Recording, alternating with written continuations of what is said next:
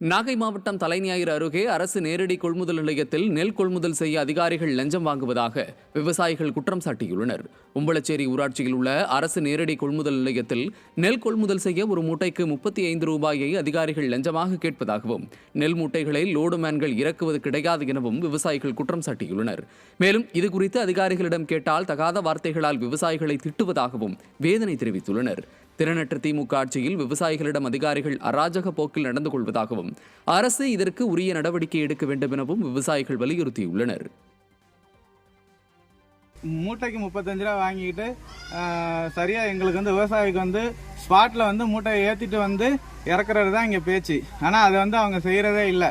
ஆனால் உட்காந்துக்கிட்டு நாங்கள் இறக்குனாலும் நாங்கள் தூக்கி விடணும், கூட இருந்துக்கிட்டு அவங்க ரொம்ப அராஜகம் பண்ணிட்டு மூட்டை ஏற்றுறதும் இல்லை, இறக்குறதும் இல்லை.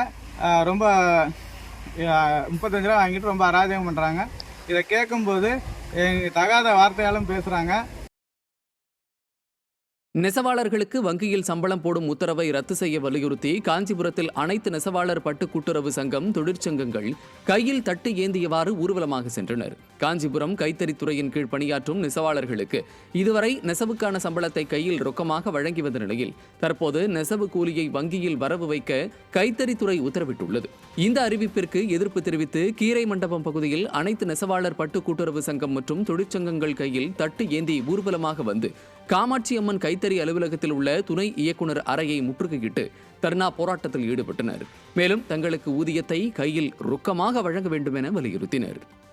டெல்டா மாவட்டங்களில் உள்ள நேரடி நெல் கொள்முதல் நிலையங்களில் கொள்முதல் செய்யக்கூடிய நெல்லின் ஈரப்பதத்தினை அதிகரிப்பது குறித்து ஆய்வு மேற்கொண்ட மத்திய அரசு குழுவினர் இதுவரை அறிக்கை வெளியிடவில்லை என விவசாயிகள் வேதனை தெரிவித்திருக்கின்றனர்.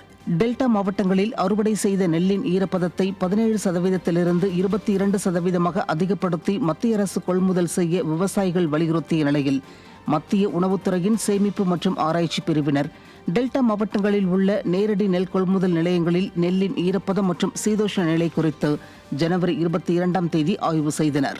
இந்த நிலையில் இதுவரை மத்திய அரசின் குழுவினர் எந்த அறிக்கையும் வெளியிடாத நிலையில் திறனற்ற திமுக அரசும் இதுகுறித்து எந்த கவலையும் இல்லாமல் இருப்பதாக தெரிவிக்கும் விவசாயிகள், மைனாரிட்டி பாஜக அரசின் அதிகாரிகள் பெயரளவிற்கு ஆய்வு செய்ய வந்தனரா என கேள்வி எழுப்பியுள்ளனர்.